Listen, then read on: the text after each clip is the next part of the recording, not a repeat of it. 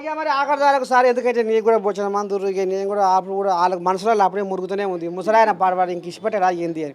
ఇక మరి ఏం లేదు కానీ ఏదో కల్వకుంట్ల కుటుంబంలో కచ్చపెచ్చ వ్యవహారం అంటుర్రు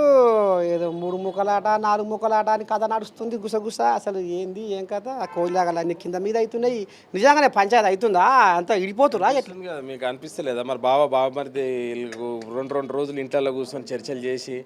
నువ్వు ఎటు పోకు బావ నీ కాలు మొక్తా అని చెప్పేసి బామర్ది పోయి మాట్లాడి చెల్లెనేమో అలిగి అమెరికాకు పోయి ఆయా పెద్దనేమో అందరు కలిసి ఫామ్ హౌస్కి వెళ్ళగొట్టిర్రు ఇక వాళ్ళ దాంట్లో పంచాయతీ నడుస్తుంది నెక్స్ట్ ఏందనేది సో వాళ్ళు తెలుసుకున్న తర్వాత మనం అప్పుడు చూద్దాం ఎందుకంటే వాళ్ళ ఇంట్లో పంచాయతీ గట్టిగా నడుస్తుందని రాష్ట్ర వ్యాప్తంగా అందరు కూడా మీకు కూడా తెలిసింది కాబట్టి నాకు కూడా అదే తెలిసింది నాకేమరిక సోషల్ మీడియాలో చూస్తున్నా నేను కోయిలాగలు అని లెంకలు కొడుతున్నాయి సోషల్ మీడియాలో గా కథ నాకేమరిక నీ ఎందుకంటే నువ్వు కొల్లాగలు కొట్టుకుంటున్నాయంట సరే ఇక ఏమో కానీ మరి ఎట్లా అన్నట్టు మీకు ఎప్పుడు కలిసింది అవి అంటారు చూడు ముఖం చూసుకున్న యాళ్ళ అంటారు మీరు ఇద్దరు ముఖ్యమంత్రి రేవంత్ అయ్యా నువ్వు ఎప్పుడు ముఖం చూసుకుంటుంది ఏ గడియలు చూసుకుంటుంది ఏ శుభముహూర్తాలు చూసుకుంటుంది మరి ఒక కంచానది ఒక మంచానం అంటే అంత దోస్తారం ఎట్లా పెరిగిపోయే అట్లా పెరిగిపోతుంటే మీద అంటే మీకే కళ్ళు ఎవరికైనా కుడుతున్నాయా ఏమన్నా కళ్ళు బగ్గున మంతున్నాయా అసలు ఏమి నడుస్తుంది సార్ ఇవ కళ్ళు మండేటోళ్ళు కళ్ళు మండితే కడుపు మండినా కానీ కూడా నేను ఆయనకు సొంత